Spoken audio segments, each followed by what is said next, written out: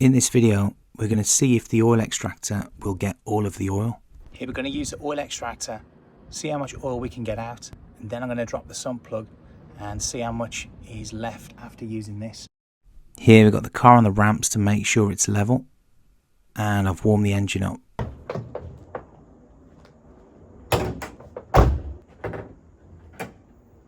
Now we need to remove the dipstick and push the tube from the oil extractor down as far as it will go.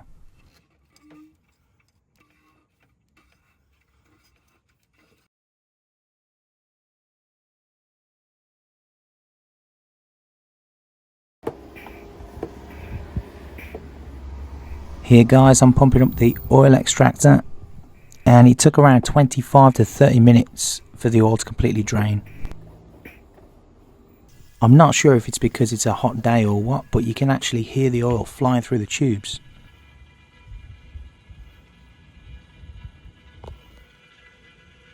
Each ring on the oil extractor represents 2 litres of oil. I think this car holds around 3.5. I think now at this point we've got all of the oil that we're going to get. I'm still pumping it up, but there's not a lot coming out now.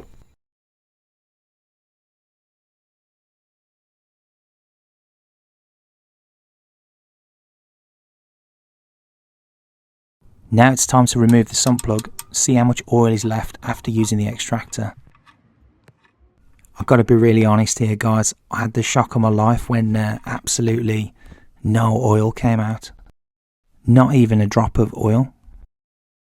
I did think for sure there'd be at least 100 ml of oil at the bottom. It does make me wonder if there's anything remaining right on the bottom of the sump. Saying that, I do change my oil every 5k.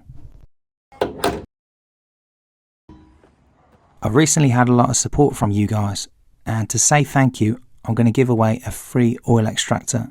All you got to do to be entered is subscribe to the channel and comment oil change on the video.